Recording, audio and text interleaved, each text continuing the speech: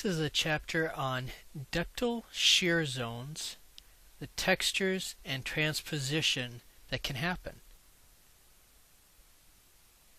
So the first thing I want to talk about is looking at depth and temperature as a rough average and what we have going on. Near the surface, first 2 kilometers or so, cooler temperatures well under 100 degrees Celsius. In a fault zone, we're looking at gouge. This is fine rock getting crushed up as the fault moves along and grinds everything inside the fault. This is part of the frictional regime. The frictional regime continues down to approximately 10 kilometers, approximately 250 degrees Celsius. And as we go deeper, the gouge starts transitioning into cataclastite because it starts to solidify into rock at those depths and pressures. But it's basically just a clastic rock made up of gouge and cataclastic material from inside the fault. So no melting, no metamorphism, it's just a clastic rock. But then as we get deeper and hotter, somewhere near the 10 to 14 kilometer range, around 300 degrees Celsius, different rocks or different minerals within the rocks start to behave plastically. So this is the transition zone from frictional to plastic behavior in the rock. The lower temperature minerals, the minerals that melt at lower temperatures, also generally behave plastically at lower temperatures. And so one of the first minerals to behave plastically as we go deeper and hotter is quartz. We get deeper and hotter, and then feldspar starts to behave plastically, and so on as we get deeper. Once we've entered this plastic deformation setting, we start getting myelinite. Myelinite starts in that frictional plastic transition zone and continues with depth until everything starts melting.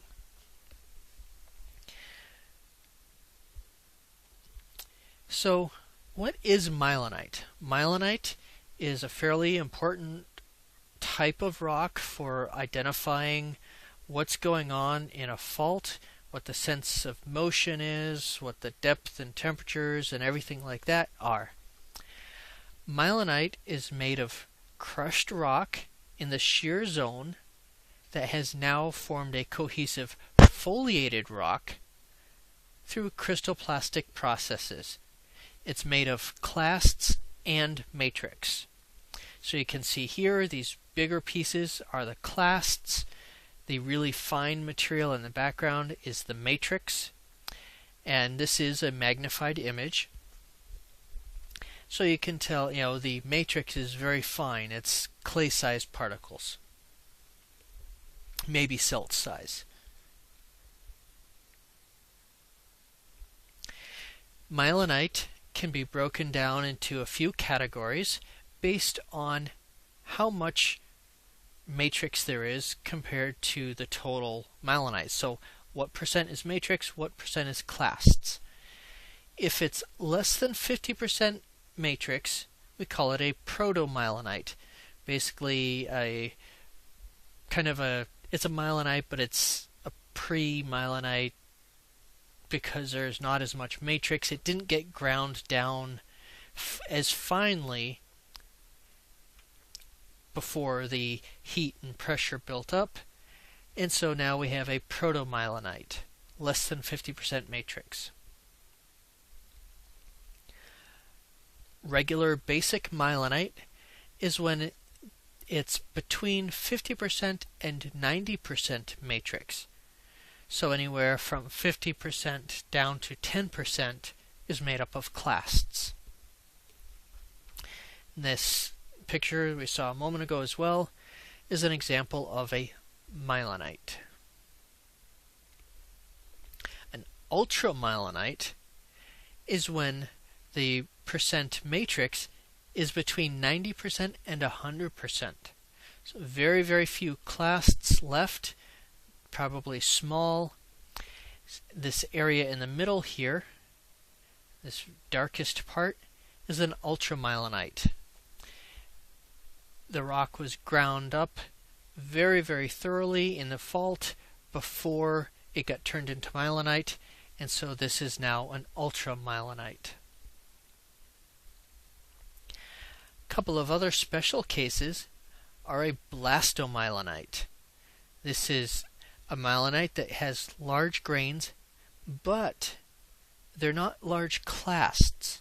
These are grains that grew during the formation of the myelinite, during the myelinization.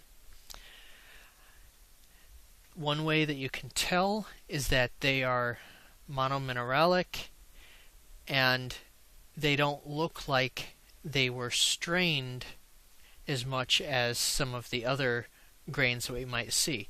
There's some deformation and strain, but a lot less. Definitely, not cracked and fractured. Can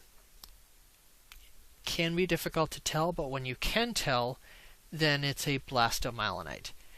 The other kind of thing, when it is a piece of rock from before, is a clastomyelinite.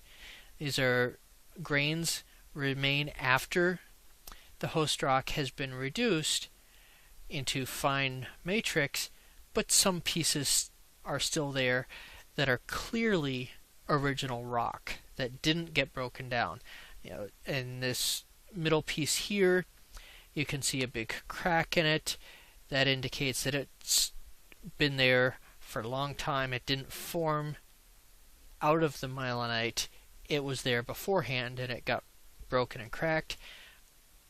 Over here, this square-shaped one, that's not even a single mineral because it's this white mineral with a couple of black inclusions here.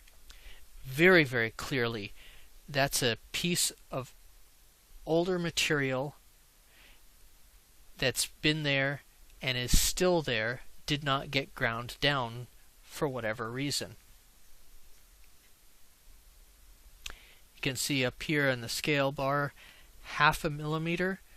So this is a very small grain, but not silt and clay size, like this matrix in the background. A phyllomyelinite, or a phyllonite rather, is a mica-rich myelinite. It's a lot like a phyllite, except it specifically forms in the fault zone, and as we'll see shortly, the orientations have to do with the movement of the fault.